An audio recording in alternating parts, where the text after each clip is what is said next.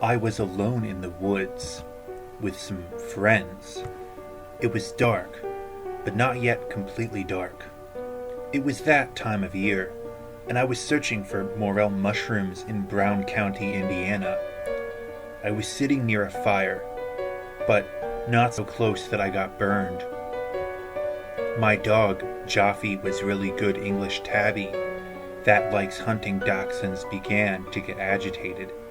And since I was alone with a bunch of friends, but mind you, alone, for I went to sleep that night and woke up in a mare of the night several times during my peaceful yet fitful sleep.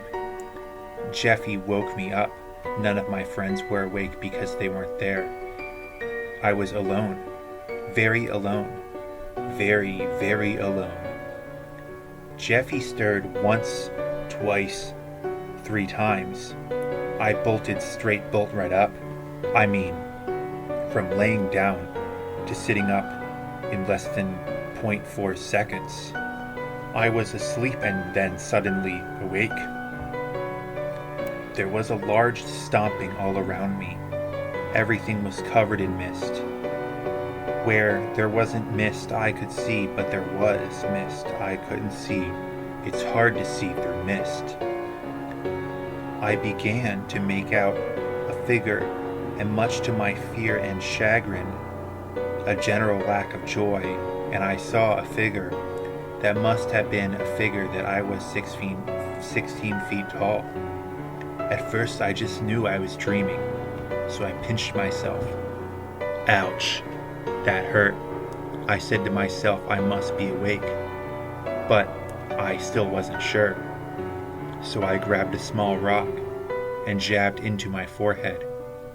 Ow, that really hurt. Surely I must have been awake. I thought to myself, as Uncle Mikva always said, and I quote, 3rd time's the charm. So I grabbed the stick and shoved it under my earlobe into that crevice by her jaw. Damn, that really hurts. I mean, who does that stabs themselves with a stick? But as all stories go, the story must go on. Now I know professional writer, but I say I studied English language all through high school, and I know a thing or two about language, and also writing and stuff. So back to the very tall 16.5-foot figure it was standing in front of me. As I lay on my face, all my friends who had come with me were gone. All I had was Jeffy and memories of Uncle Mikva's wise sayings. Again, surrounded by mist and only being able to see between mist, I made out this figure, and it became clearer and clearer. I followed my eyes up from its feet, which were in the mist, and then it became more clear. There was long bony legs that seemed to be taller than most men alone, probably almost 8 feet. As I went up, I saw a dark collar, because it was dark, but I believe it was the deli, and I saw what were like arms hanging down. Except when I looked closely, there were no hands, just hooves. As I got to the face, I realized there were yellow, glowing eyes, sort of bluish, but mostly yellow, hyper-realistic, bluish-yellow eyes. Strangely enough, they weren't green. I was feeling a bit nervous. I wanted to say something to let whatever this was know that I come in peace, but I feared this may not be a rational creature. Armed with this lack of knowledge, I decided to try to negotiate. My real horror began when I realized it wasn't really aware that I was there, and it turned its head to the side. What I clearly saw was the head of a horse. It must have been 3 feet long, its head. Needless to say, it goes without saying, and I don't have to tell you, I was very terrified. Jeffy began whimpering, and the horseman looked after right at him. I whispered, "Jiffy, come here." But in less than 3/10 of a second, Jiffy began running away really fast. I'm sure you understand I was scared, and I mean really scarred. At that point, the horse looks down at me, and I will see it walk towards me, which I was afraid I saw.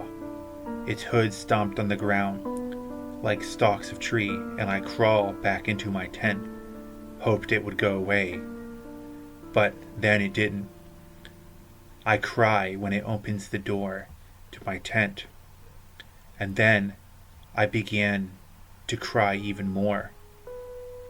But then Jeffy came back to the rescue. Oh boy, my boo companion. I can't tell what happened because I can't see in the tent, but I think Jaffe bitted the hoof of the horseman creature thing. I still was really scared, but it lets out a scream that sounds really, really low, but also really, really high at the same time. I know I can't explain it. That's 'cause it's unexplainable. Some things I just can't explain. It kicks Jeffy far away into the woods.